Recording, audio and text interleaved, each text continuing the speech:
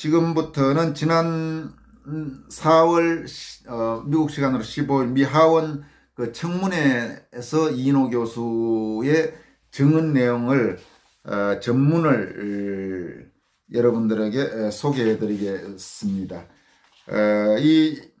이 한국어판 참고로 전문 내용은 펜앤마이크 양현희 차장이 번역한 내용을 바탕으로 말씀드리도록 하겠습니다. 정언 내용은 이렇습니다. 크리스 스미스 의원님, 제임스 맥거번 의원님, 그리고 톰 렌터스 인권위의 모든 위원님들과 스태프 여러분께 저는 한국의 시민적 정치적 권리에 관해 논의하려는 결심을 내려주신 것과 저를 정인으로 초대해 주신 것에 대해 진심 어린 감사를 표현하며 정언을 시작하고자 합니다. 대한민국의 시민으로서 우리 조국이 한국의 가장 중요한 동맹인 미국의 친절한 우려의 주제로 또다시 떠올랐다는 것에 저는 깊은 고통과 부끄러움을 느낍니다. 오늘 청문회는 인류 공동의 연대와 약 70년 전 새롭게 태어난 자유민주주의 국가를 구하기 위해 자신의 생명을 희생한 미국인들에게 영감을 준 자유라는 대의를 보호하고 우리의 동맹을 굳건히 하려는 결심과 같은 정신의 지속적인 표현입니다. 외국에서 한국 정부에 반하는 증언을 하기 위해 저는 일부 거친 비판자들로부터 미국의 앞잡이라는 비난을 받을 위험을 무릅쓰습니다. 저는 조국의 시민적 정치적 권리 상황이 표면적으로 보이는 것과 같지 않다는 것에 제 자신이 놀랐기 때문에 이 초대를 받아들였습니다. 자유와 민주주의에 대한 헌신을 공유하는 친절한 이웃들로부터 시적절한 주의와 전략적 도움을 받지 못한다면 한국에 살고 있는 5천만 시민들은 북한과의 무조건적 평화라는 유혹적인 슬로건에 안도할지 모릅니다. 이는 핵무기로 무장하고 억압받고 굶주린 북한 주민들과의 준비되지 않은 병합을 통해 한국인들에게 갑작스러운 인권 침해를 불러오는 것이 확실한 길로 우리를 인도할 것입니다. 저는 어느 국가나 다른 국가의 내정에 개입할 수 있고 그래야만 한다고 생각하지는 않습니다. 그러나 저는 지금과 같이 전 세계에서 자유와 민주주의가 위협을 받을 때 신뢰할 수 있는 정보를 공유하며 지구적으로 함께 가능한 자원들을 모으는 것이 우리 공동의 대의의 지속에 필수적이라고 믿습니다. 1990년대 초 러시아와 유럽에서 사회주의가 몰락하고 있을 때 대한민국은 경제적 부상과 정치적 민주주의화에서 모두 성공함으로써 모방의 대상이 되는 국가이자 자유민주주의 시스템 정치체제의 우월성에 살아있는 증거로 떠올랐습니다. 4년 전 한국은 새로운 민주주의가 자랑스럽게 선출했던 첫 여성 대통령을 탄핵함으로써 또다시 전 세계의 주목을 받았습니다. 지지자들의 촛불혁명이라는 이름이 붙은 이 충격적인 전개에 대해 언론은 한국에서 민주주의의 경고함이 작동하고 있는 증거라고 환호했습니다.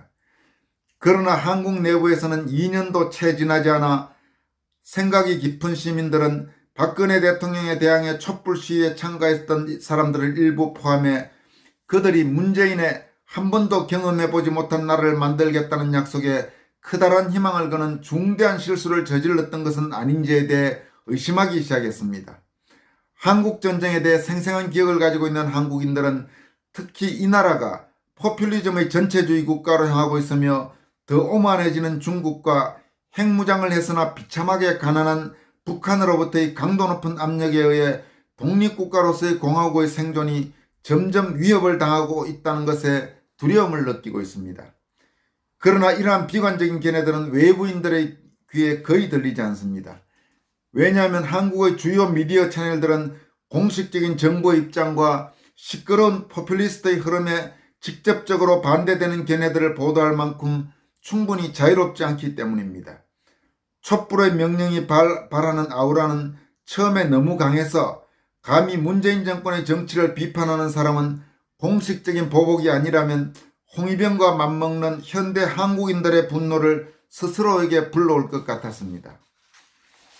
현재 한국의 시민적 정치적 인권 상황으로부터 유래하는 특징을 이해하고자 한다면 박근혜 대통령의 탄핵은 정상적인 대통령제의 정권 교체가 아니라 혁명적 쿠데타였음을 이해하는 것이 필요합니다. 촛불을 든 대다수 군중들이 기대한 것은 여성 대통령의 사과 또는 사임이었습니다. 그들은 대통령의 의상 담당자와 관계된 스캔들 때문에 실망하고 화가 나 있었습니다. 그러나 촛불 시위의 결과는 그가 대통령이 된 국가가 1948년 반공산주의 자유민주주의 공화국이었고 여전히 그러한 국가라는 역사적 사실을 공개적으로 부인하는 남자에게 최고 권력을 넘겨준 것이었습니다. 특징적으로 2018년 문 대통령이 북한을 방문했을 때 그는 김정은과 환호하는 북한 군중들 앞에서 자신을 대한민국 대통령이 아니라 남측 대통령이라고 불렀습니다. 5년 동안의 뒤늦은 깨달음 뒤에 많은 한국인들은 현재 문재인 집권 여당의 의도는 문재인에게 투표한 사람들의 대다수가 기대했던 것처럼 처음부터 한국의 자유민주주의를 더 높은 수준으로 고양시키는 것이 아니라 체계적으로 약화시키는 것이었다고 의심하고 있습니다. 그러나 문 정권은 정권의 이데올로기적 지지자들의 일부가 그랬던 것처럼 그들의 혁명적 작업의 뒤에 숨겨진 의도에 대해 솔직하지 않았습니다.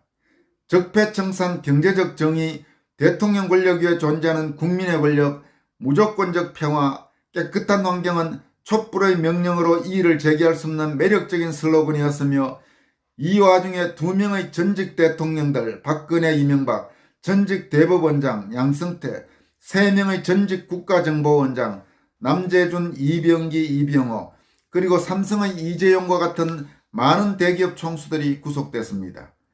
세계에서 가장 안전하고 경제적으로 가장 경쟁력 있는 것으로 알려진 원전은 해체 명령을 받았습니다. 그것은 일종의 혁명적 환희였으며 언론과 시민사회가 똑같이 합창했기에 어느 누구도 감히 갑작스러운 전복에 반대하지 못했습니다. 문재인은 자신이 제왕적 권력이라고 이름 붙인 대통령의 권한을 줄이겠다고 약속함으로써 대선에서 승리했습니다. 그러나 일단 집권하자 그는 반대 방향으로 움직였습니다. 권력은 문재인 청와대에 집중됐습니다. 중대범죄로 기소된 전직 대통령들뿐만 아니라 반공주의적 추진력으로 이전 정부를 충실하게 섬겼던 100명이 넘는 고위직들이 거의 예외 없이 체포되거나 혐의로 재판에 회부됐습니다. 정부나 공공기관, 특히 KBS와 MBC와 같은 주요 방송사의 최고위직에 임명된 거의 모든 사람들이 직에서 쫓겨났습니다. 많은 사람들이 그들의 명예와 가족이 파괴되는 것을 보는 대신 자살을 택했습니다. 비워진 그 자리는 곧 대학 시절부터 극자 세력에 가담했던 인물들로 채워졌습니다. 가장 잘 알려진 경우는 임종석을 대통령 비서실장에 임명한 것입니다. 임종석은 친북 지하 학생 조직인 민족해방 NL계열의 유명한 리더였습니다. 이 조직은 소속 학생들이 북한의 김일성 왕조의 창시자를 민족정신의 진정한 화신으로 숭배하도록 훈련시켰습니다. 그들에게 대한민국은 미국의 식민지 이상이 아니었으며 독립된 국가로 인정받아서는 안 되었습니다. 문재인의 4년 동안의 급진적 포퓰리즘 정치 이후 한국은 정치적으로 선거가 실시된다는 점에서 자유민주주의 국가로 남아있습니다. 그러나 많은 민주주의적 장엄함에도 불구하고 정책 결정과 임명과 관련해 그동안 인정받았던 모든 절차적 규범들은 폐기됐습니다. 거대한 부패 스캔들은 계속해서 발생했으며 설명이 안 되고 조사되지 않은 저명한 인물의 자살로 마감되었습니다. 정치계나 경제계 또는 사회적 측면으로부터 예상치 못한 큰일이 일어날 수 있다는 두려움이 널리 퍼져 있으며 증가하고 있습니다. 한국은 문재인을 지지하는 편과 반대하는 편으로 날카롭게 나뉘어졌으며 사람들은 심지어 친구들 사이에서도 목소리를 낮추고 이야기합니다. 이 나라가 겪은 가장 큰 소신은 신뢰할 만한 정보에 접근할 수 있는 권리와 정부 및 서로 간에 정직하게 소통할 수 있는 자유입니다. 장년층의 대다수는 여전히 사회민주주의와 시장경제 그리고 한미동맹이 한국을 지탱하는 3가지 축이라고 생각합니다. 그러나 이는 문 정권이 지향하는 친북, 친중 방향과 불화합니다. 주권자는 끊임없는 프로파간다와 특히 선거기관은 노골적인 뇌물을 통해 조작의 대상이 되었으며 세금과 국가 채무는 가파르게 증가하고 있습니다. 대중매체와 문화와 교육 현장에 대한 예술적 지배는 문정부의 극장국가라는 이름을 가져다 준 고유한 특징입니다. 심지어 유튜브 채널도 정부의 간섭을 피해갈 수 없습니다. 민주주의 앞날을 예상할 수 있는 다음 시금석은 법 앞의 평등과 공정한 재판이었습니다.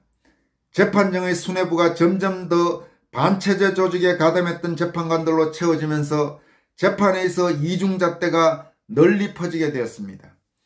문 대통령은 공직자 임명의 5가지 기준을 정했지만 그가 지명한 장관들 중 그 기준을 만족한 사람은 아무도 없었습니다. 전 행정부 관리들을 기소할 때 적용했던 것과 똑같은 엄중한 법적 그리고 도덕적 기준을 문재인 정부 인사들에 적용했다면 그들 중 대부분은 지금 감옥에 가 있을 것입니다. 문 대통령이 청와대 민정비서관이자 전직 혁명 세력의 일원으로 전향하지 않은 조국을 법무부 장관에 임명하자 한국의 일반 대중은 문 대통령이 대표하는 위험을 깨닫기 시작했습니다. 대규모 반문 시위가 시작됐습니다. 문재인의 증가하는 독단적 권력 행사에 대한 저항은 심지어 조금 전까지 거의 지지자였던 사람들 사이에서도 커지기 시작했습니다. 그 가운데는 검찰총장 윤석열과 감사원장 최재형이 있습니다. 이들은 모두 문재인이 직접 임명한 사람들입니다. 그러나 문 정권은 누그러지는 기색이 전혀 없습니다. 대신 바이러스 팬데믹을 반정부 운동을 억압할 명분으로 이용하면서 2020년 4월 총선에서 국회의석의 5분의 3을 차지했던 선거에 과감해져서 문 정권은 반자유주의 이데올로기 색채와 일당 독재의 전형인 오만함을 공개적으로 과시하기 시작했습니다. 집권 여당은 시민의 권리와 경제적 자유로 남은 법들을 효과적으로 끝장내기 위해 연이어 새로운 법들을 쏟아내기 시작했습니다. 축출된 박 대통령에게는 최종적으로 22년형이 선고되었으며 2천만 달러 이상에 달하는 벌금과 보상금 지급이 선고되었습니다. 삼성의 부회장은 박 대통령이나 그와 관련된 범죄의 분명한 증거가 발견되지 않았음에도 불구하고 또다시 구속됐습니다.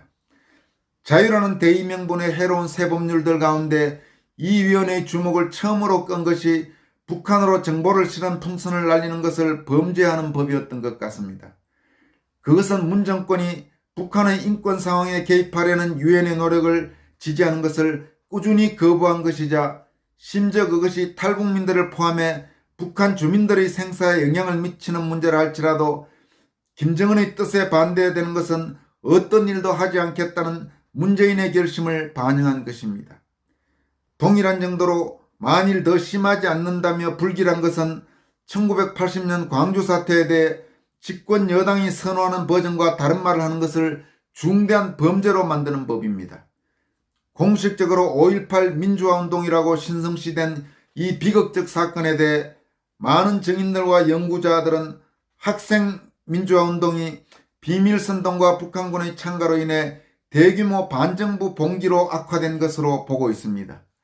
이 새로운 법은 정치적 토론의 자유뿐만 아니라 학문의 자유에 내려진 사형 선고에 버금갑니다.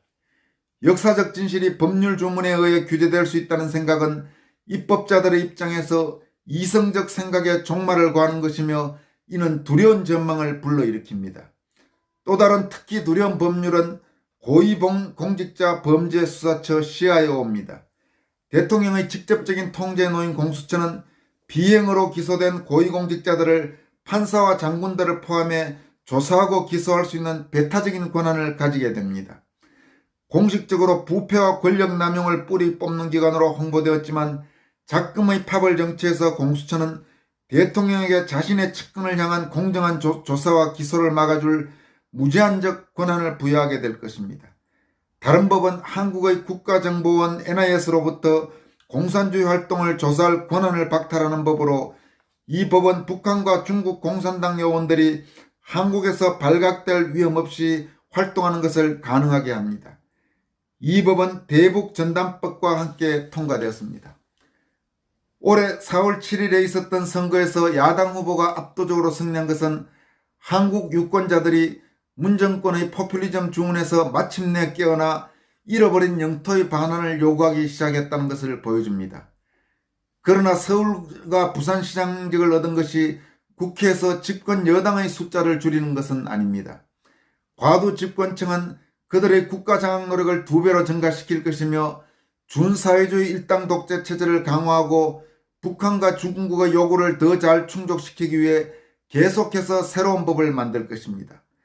미얀마의 경우처럼 군복을 입은 사람에 의해 자유와 민주주의가 위협을 받을 때는 그 위협을 인식하기가 쉽습니다.